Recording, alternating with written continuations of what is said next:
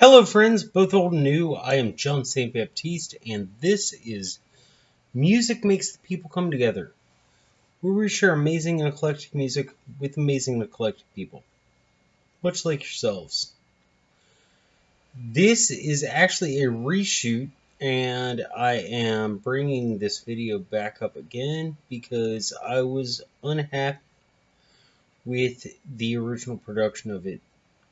So, I hope you enjoy it. This is History of Music, first chapter of volume 2, and sorrow and sadness fills me with gladness. And we are talking about the lesser known history of Gothic music. So, first, by saying lesser known, there's certain artists who are not going to be mentioned here. They may be mentioned, but they're not going to be put on this playlist. That would be your biggies, The Cure, Bauhaus, Susie and the Banshees, Echo and the Bunnymen, Depeche Mode, Joy Division. I want to talk about where Gothic music came from, where Gothic influence came from, and maybe talk about a little bit of the musical style, musical thoughts. And I'm going to go some places that I think you don't think I would normally go to.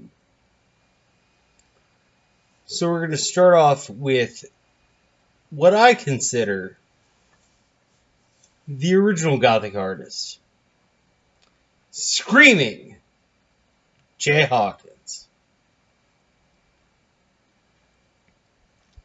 I Put a Spell on You back in 1956. It was 1 year after my dad was born.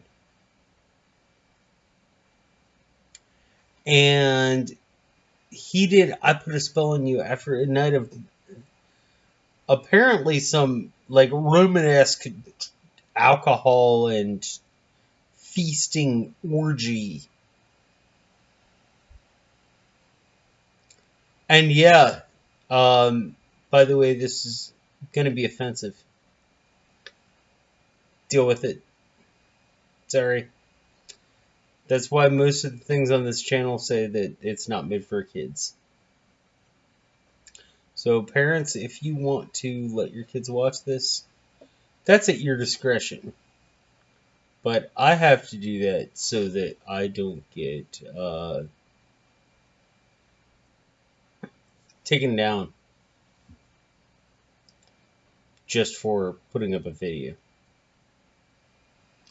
After that, another track that influenced Gothic music so much. And anyone who knows me knows how much I dislike the Doors. I am not a fan. I've never been a fan. But they did make some great music, and the end is so integral to the sound of Gothic music. So I have to include that. And this is the last song on their self-named album, The Doors. This is a live track. I hope you enjoy it. I have to admit it's great. I have to. I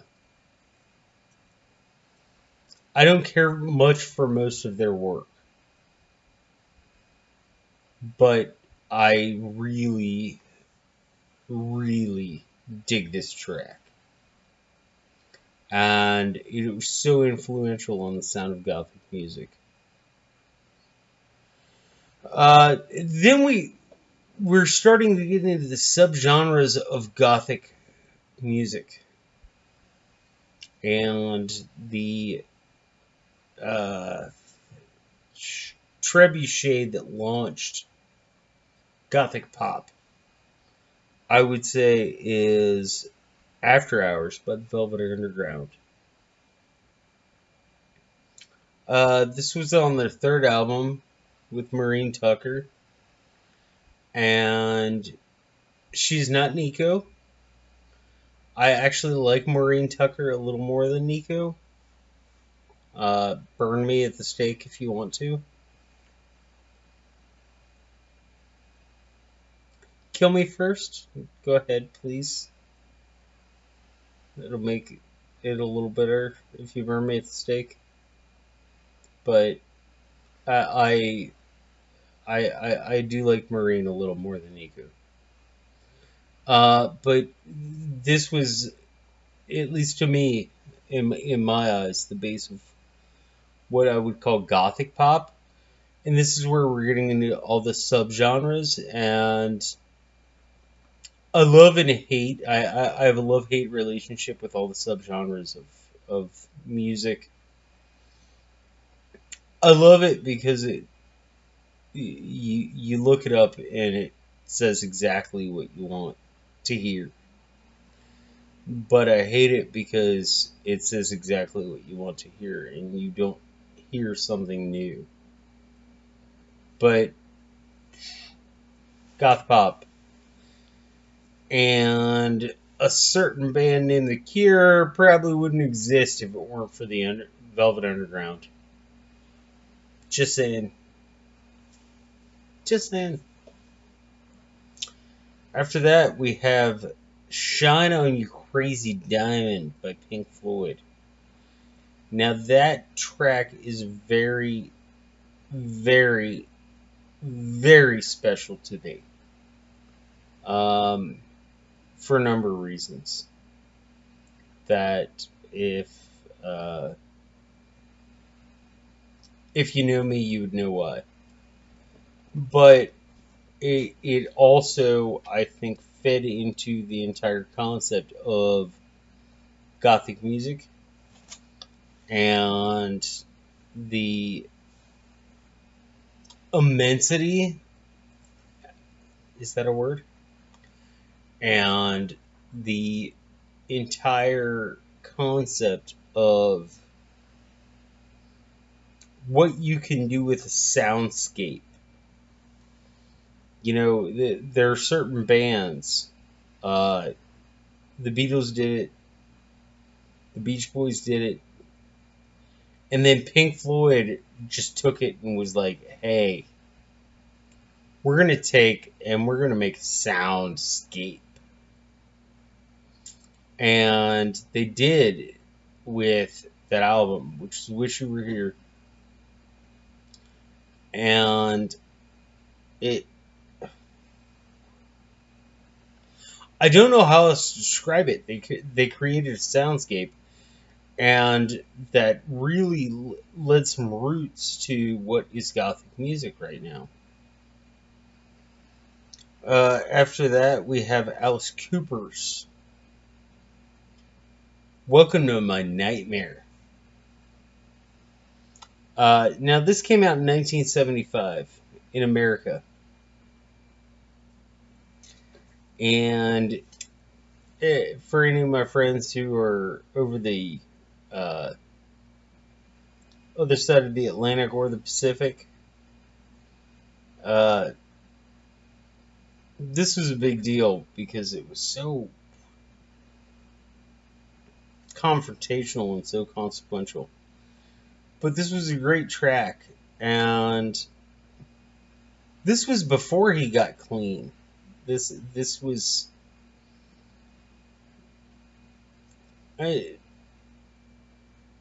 it almost infrastructural to the concept of shock rock, which goes all the way back to Screamin Jay Hawkins coming out of fucking coffin with his,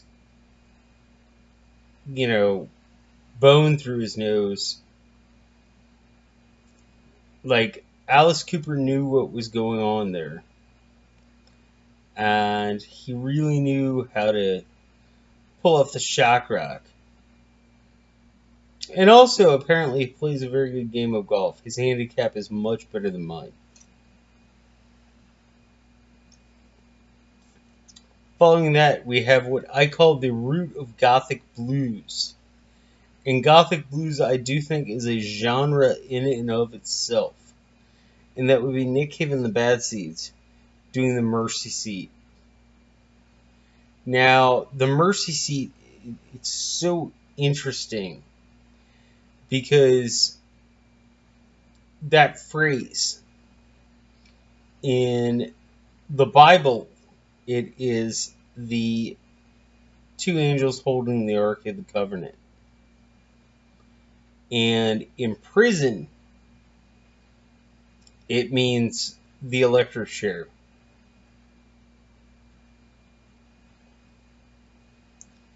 So for any of you budding theologians, go ahead and put all of the concepts that you would like together for that. Nick Cave's original band was the Birthday Party. And if you are interested, Johnny Cash did a cover of the Mercy Seat that is absolutely bloody awesome. It was on his album collection, American Tunes, even though it was by an Australian guy. And yeah, Rick Rubin, I just have to say, is one of the greatest producers of all time. He produced everybody from the Beastie Boys to Johnny Cash. And, you know, a few little artists in the middle, like the Wu-Tang Clan. Following that, we have Killing Joke, which a lot of people aren't familiar with, but the Killing Joke has affected Gothic music so much. And they're what I would call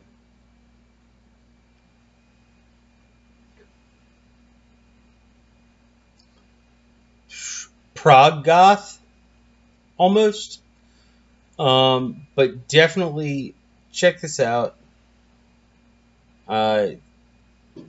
It's love-like, and you have to remember, like, the whole prog concept comes back to the fact that Baz Luhrmann, I'm sorry, not Baz Luhrmann.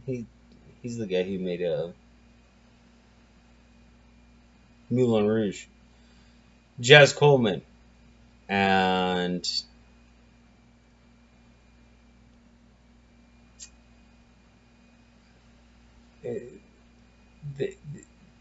they did a version of Pink Floyd's music symphonically. So definitely worth checking out there. Following that, we have The Dead Can Dance. This is Opium. It's off of Anastasius. Now, okay, Dead Can Dance is what it is ethereal Gothic, and it's an entire concept that's you can't really dance to it, you know, but it has that feel to it. It has that emotion to it. It has that gut to it. Totally worth listening to. This is one of their later pieces as opposed to one of their earlier ones, where in their earlier work, I feel like they influenced Gothic music so much, but this was a biggie. After that, we have Alien Sex Fiend doing I Walk the Line. This came out in 1982, and Alien Sex Fiend basically took everything from German industrial prog rock and Gothic music and created Gothic industrial. And it's a style that I absolutely love. Uh, Absolutely beautiful. Following that, we have the Misfits to end this whole menagerie of darkness with Die, Die, Die, my darling. Gothic punk, Gothic metal. I mean, they put the dark in dark wave. They put the dark in dark metal. If you want to deny that, go ahead and do so, but you know what? You're wrong. So, I want to know what you think of this music. Please put a comment down in the comment section. The playlist is in the description down below. And like, share, subscribe. Please share it with a friend who you think might like this. Also, I want to know, I'm doing chapters of the history of music on this channel. But if you want a history of Gothic music in the different genres and subgenres, I'll be happy to do that. So please tell me if you'd like me to do that, and I shall. Because I think that would be great. In the meantime, please enjoy the music. Be excellent to one another. And party on.